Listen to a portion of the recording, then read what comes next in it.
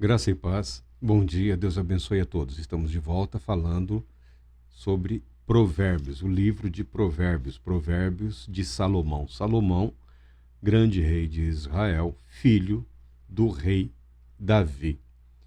Nós temos no livro de Salmos os tesouros de Davi. E temos aqui as pérolas do rei Salomão. O provérbio no capítulo 10, versículos aqui 19 e seguintes, ele começa a falar sobre uma grande dificuldade que aflige todos os seres humanos, todos os religiosos, desde o início dos tempos até os dias atuais. Vamos à leitura e depois comentaremos alguma coisa. Quando se fala demais, é certo que o pecado está presente, mas quem sabe controlar a língua é prudente. A língua dos justos é prata da melhor qualidade, mas o coração dos ímpios quase não tem valor. As palavras dos justos alimentam muitas pessoas, mas os insensatos morrem por falta de juízo. Graças a Deus pela sua palavra, que o Santo Espírito nos abençoe a todos, mediante a leitura e a breve meditação. É baseado nesse texto e outros textos da palavra de Deus que eu gosto de considerá-lo jovem. O jovem Tiago disse o seguinte: caros irmãos, não vos torneis muitos de vós mestres, porquanto sabeis que nós, os que ensinamos, seremos julgados com maior rigor. Afinal, todos tropeçamos de muitas maneiras. Se alguém não peca no falar, tal pessoa é perfeita, sendo igualmente capaz de dominar seu próprio corpo. Essa é a aplicação que Tiago faz do livro de Provérbios, da sabedoria hebraica. Muitas pessoas, em diversos momentos da história da fé, das religiões, buscaram uma tal de perfeição. Nós sabemos que a perfeição, ela não existe. Você pode enveredar aí por um caminho de aperfeiçoamento no que diz respeito a determinadas habilidades ou capacitações, algo que lhe seja peculiar, útil ou necessário. Então, o desenvolvimento humano, ele não só é possível, como é perfeitamente necessário. A perfeição, ela é impossível, tá? Isso não significa que devamos desistir do aperfeiçoamento, mas a perfeição, ela é impossível. O Tiago fala isso de uma maneira educada, respeitosa, com a sabedoria que lhe era peculiar. E ele está dizendo aqui, ó, não se empolguem, não se deixem empolgar. Certamente ele estava falando para os mais jovens, principalmente para os mais jovens da fé, dada a proeminência, dado o respeito das lideranças cristãs naqueles dias. Talvez alguns, e nós temos relatos na Bíblia, alguns empolgados, tenham desejado ocupar ou alcançar posições de ensino. Na Bíblia, hoje o que chamam de pastor evangélico ou ministro do evangelho, não existe pastor. Quando se fala do mestre, do ensinador cristão, pastor e mestre é uma dupla característica. Tá? O cara fala, eu gosto de pastorear, mas não gosto de ensinar. Tá? Você não tem que gostar, você tem que cumprir o seu ministério. O outro fala, eu gosto de ensinar, mas não gosto de pastorear. Não, você não tem que gostar, você tem que cumprir o ministério. Se foi vocacionado, se foi contratado, o seu Senhor, o seu Deus exige que você cumpra com as responsabilidades do seu ofício. Então, Tiago adverte, não se tornem, não busquem empolgadamente a condição de mestres, pastor, mestre, tá? Não se deixem empolgar, porque o juízo será mais rigoroso, haverá maior rigor para aqueles que estão investidos de responsabilidade. Basta você trocar a palavra, porque autoridade todos querem ser, né? Autoridades todos querem ser. Basta você transformar a palavra no que ela de fato significa, responsabilidade. O sujeito quer ser autoridade, quer ser responsável. Então, responsabilidade. As pessoas investidas de responsabilidade no que diz respeito ao ensino, ao pastoreio, à ministração da palavra de Deus, o juízo será muito mais rigoroso, será muito mais intenso. E Tiago fala, sem meias palavras, todos nós tropeçamos de muitas maneiras. Ponto. Poxa, Tiago, uma das lideranças da igreja em Jerusalém, dizendo que todos tropeçam? Sim.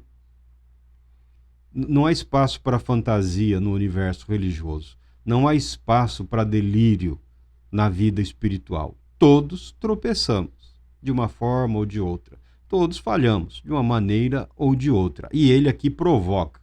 E ele aqui faz uma provocação. Se alguém não peca no falar, tal pessoa é perfeita. Porque não existe tal pessoa. Por isso que a Bíblia declara: até o tolo, quando se cala, consegue passar por sábio. Né? Aquele tipo lá, caladão, lá, quase nunca fala. Dependendo do ambiente que ele está, o ambiente que ele estiver ali, ele pode até se passar por um erudito. É só um tipo caladão, muitas vezes. Você vai lá conversar, o cara não tem assunto, não tem nada a dizer. Não pecou, tá bom, mas a vida espiritual não tem só um aspecto negativo.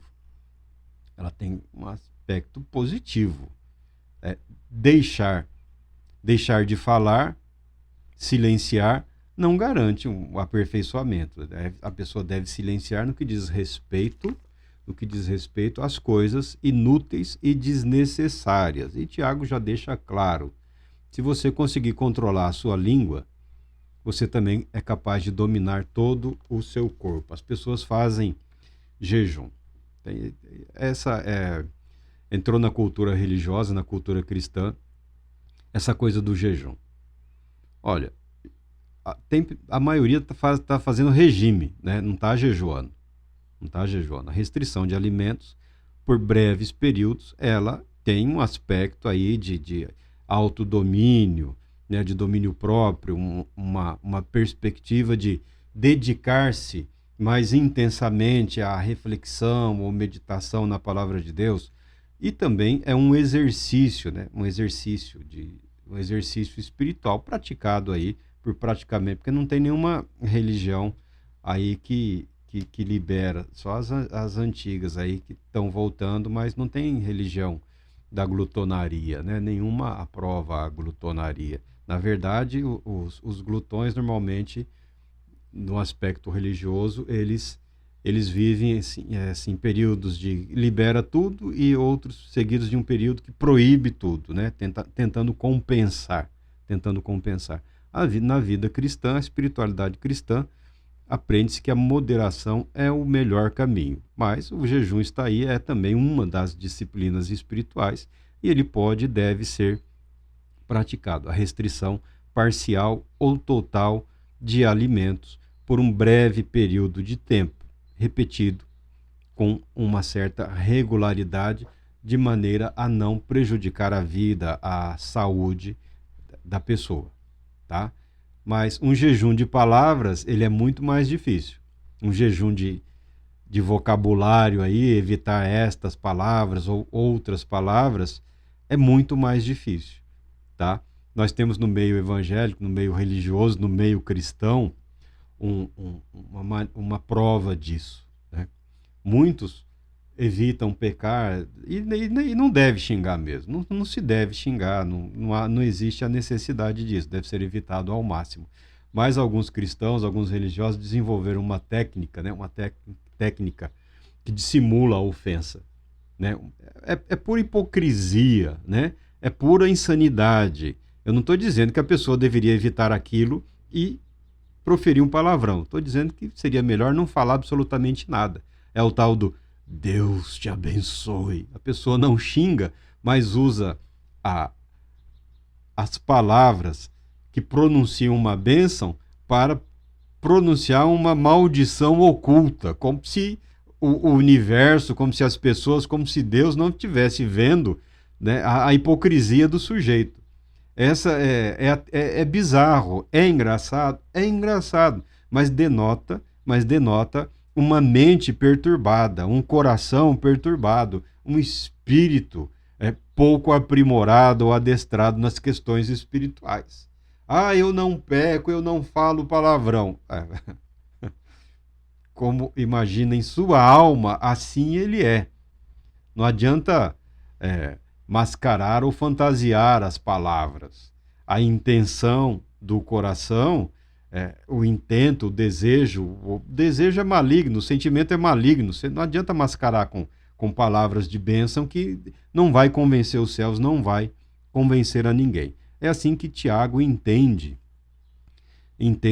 e reinterpreta e aplica a sabedoria hebraica, a sabedoria na qual ele foi criado, ele foi educado, na qual ele cresceu, tá? Que inclui o livro de Provérbios. O livro de Provérbios, ele é uma síntese de uma maneira, de um regramento, de um padrão de conduta, tá? Disponível a todos. O livro de Provérbios, ele consegue alcançar pessoas de diferentes culturas com uma verdade muito bem trabalhada através desse sistema aqui antigo, mas permanece atual. Quando se fala demais, é certo que o pecado está presente, mas quem sabe controlar a língua é prudente. E Tiago fala, aquele que consegue controlar a língua, as palavras, ele consegue controlar o próprio corpo, ou seja, a totalidade do seu ser está debaixo do seu controle, né? Esse é um santo, que a gente fala brincando, né? Dá um pisão no pé dele, chuta a canela dele, né? Puxa a barba dele, para ver como é que ele reage. Então, perfeição não existe, mas há um caminho para o aperfeiçoamento, há um caminho para o desenvolvimento da sabedoria. Controlar a língua, um jejum de palavras, o silenciar, é tão poderoso ou mais até do que o jejum. Essa é a minha opinião, tá? Porque é quase impossível para o ser humano controlar a sua língua. Como é muito difícil, quase impossível para o ser humano controlar as emoções, os seus sentimentos em determinados momentos ou ocasião. A bênção do Senhor produz riqueza e não provoca sofrimento algum. No mundo desesperado por poder, por dinheiro, por desenvolver até uma mentira aí, né, uma teologia da prosperidade, é falsa. É enganosa. Mas as pessoas arriscam. É como o jogo, é como a loteria, né? Quais são as chances de você vencer, de acertar e ganhar um prêmio? Uma e não sei quantos milhões, 30 milhões, 50 milhões, 100 milhões. O cara fala, mas tem uma chance. Então, ele arrisca, ele tenta. Essas teologias da prosperidade são, na verdade, esquemas de pirâmide, né, reproduzidos aí em escalas menores e em escalas maiores. Basicamente são golpes, tá? Eu estou relutante, porque se você fala assim, você quer organizar a sua vida, você quer organizar os seus pensamentos, você quer organizar o seu bolso, você precisa aprender a viver contente com o que você tem. Tem um rabino, ele ficou muito famoso em Israel, ele escreveu um livro sobre o jardim da prosperidade. Tudo é jardim, né? O jardim do arrependimento, o jardim da felicidade, o jardim da paz, falando da vida conjugal, e o jardim da prosperidade, para ensinar as pessoas, para orientar as pessoas a se libertarem das dívidas. O problema do endividamento aí, porque também é pecado, tá? Você precisa saber, nós precisamos admitir que é pecado. Se você gasta mais do que você tem, se o seu endividamento é superior ao seu patrimônio, você está em pecado. Você está vivendo de um modo incompatível com aquilo que você é, com aquilo que você possui, tá?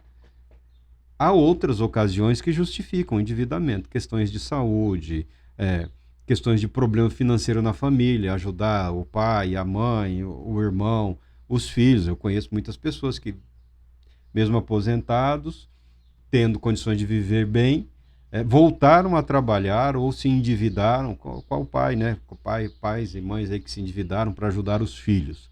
É uma outra questão, é um outro ponto. Então, há momentos em que o endividamento ele pode até ser justificado, porque você está socorrendo alguém que é muito mais precioso do que os bens que você possui ou pretende possuir. Eu não comprei esse livro, eu estou relutante em comprar, eu vou aguardar um pouco, aí assim que eu tiver condições, eu quero comprar esse livro e passar esse material aí. É um livro interessante, a livraria é a Sefer, é a livraria judaica,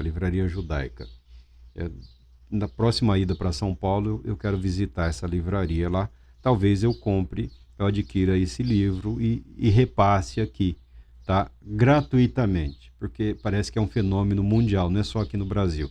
As pessoas se endividam muito além da sua capacidade. E isso acaba se transformando num processo que gera rupturas emocionais, psicológicas, familiares e por aí afora. Mas, Marcos, você precisa comprar o livro do Rabino? Não, eu não preciso comprar o livro do Rabino. Mas tudo que nós nos propomos a falar, tudo que nós nos propomos a apresentar, não pode ter como base a minha cabeça ou o meu pensamento, tá bom? Eu insiro aqui e ali ideias minhas, pensamentos meus, mas nós trabalhamos com alguém que, com a mente estruturada, forneceu uma base para que outros trilhem sobre ela. É isso que fez Tiago, tá? É isso que fizeram os apóstolos. Eles pegaram o material dos profetas, os livros de Moisés, e apresentaram ou reapresentaram para os cristãos dos seus dias. Ninguém inventou nada. Somente Deus é capaz de criar. O ser humano não cria, tá? Nós nos valemos do conhecimento de outros para apresentarmos aquela mesma verdade de um modo mais inteligível para o momento em que estamos vivendo. A bênção do Senhor produz riqueza e não provoca sofrimento algum, tá? Porque o enriquecimento aqui que a Bíblia fala, essa capacitação proporcionada por Deus, não é necessariamente única e exclusivamente financeira. É possível viver bem sem ser rico. É possível viver de uma maneira alegre, feliz, é possível aproveitar muito dessa vida, é possível desfrutar bons e ótimos momentos com a sua família, com seus amigos, com seus irmãos, sem se preocupar em ostentar, em frequentar, acreditar que a felicidade é mais intensa se você estiver naquele lugar específico. Não existe isso, né? Esse pensamento das férias, né? O sujeito rala, trabalha e espera que uma semana em algum lugar compense todo um ano mal vivido, relacionamentos mal construídos, afetos que não se complementam, sem retribuição. Aí reúne a família, vamos todos, uma semana em tal lugar, aí toda aquela pressão, toda aquela ansiedade, toda aquela expectativa, só gastou dinheiro, só jogou dinheiro fora, estão juntos pela primeira vez no ano, com tempo para conversar, para falar, e aquela enxurrada de desabafos. A bênção do Senhor produz riqueza, a bênção do Senhor produz sabedoria, a bênção de Deus não gera desconforto, não provoca sofrimento algum, tá? A bênção que vem de Deus não causa rompimento na família, não causa rompimento com os amigos. Uma coisa é trilhar um caminho diferenciado, outra coisa é viver em guerra com as pessoas que você devia amar e respeitar. Se você vive em guerra com as pessoas que você devia amar e respeitar e que deviam também te amar e respeitar, é porque alguma coisa não vai bem. É possível sair dessa situação? É possível sair dessa situação. É possível crescer espiritualmente? É possível, apesar das adversidades, mas saiba que a bênção de Deus ela não produz tristeza. Muito pelo contrário, ela produz alegria, paz. Um passo, um exercício constante é controlar a língua, um jejum de palavras, evitar as palavras, e sem fantasiar, sem mascarar de bênção. É preferível o silêncio a uma bênção maldição, né? A palavra maldita, não precisa ser uma palavra de maldição, a palavra maldita já atrai o ódio, né? Já gera a revolta, já desconstrói todo o trabalho que você pensa ter realizado. Essa é a apresentação de Tiago, essa é a bênção aqui contida essa é a bênção de Tiago, está contida aqui também no livro de Provérbios, uma orientação que o povo temente a Deus, fiel a Deus, tem recebido ao longo dos muitos anos. Deus Todo-Poderoso te abençoe, te proteja e te conceda a paz. Boa sorte no jejum de palavras.